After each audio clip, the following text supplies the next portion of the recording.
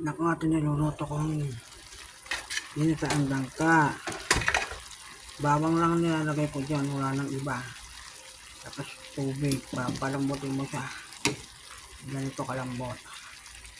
Hindi masarap kapag matigas-tigas pa. Medyo manggain.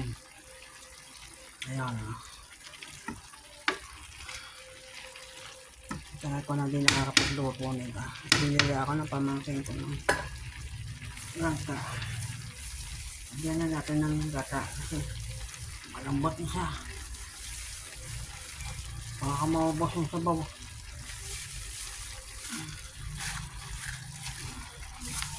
Sarap yan.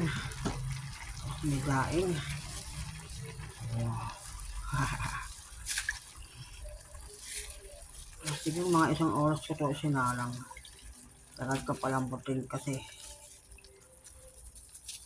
O diba? Sarap talaga magluto.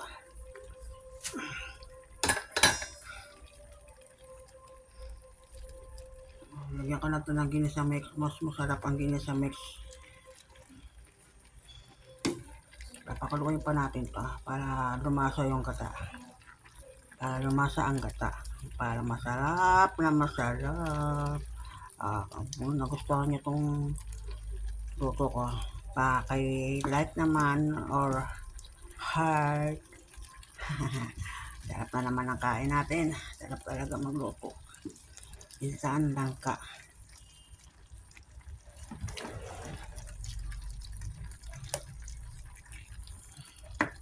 Hindi ko nga lasa.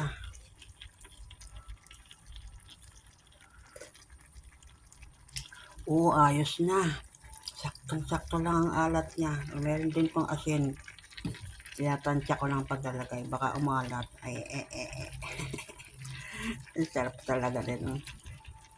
Ginataan lang ka. Lalabogin mo lang siya. Yan ang masarap na luto dyan. Lalabog yan.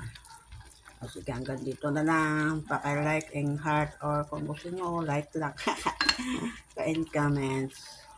Salamat sa panonood.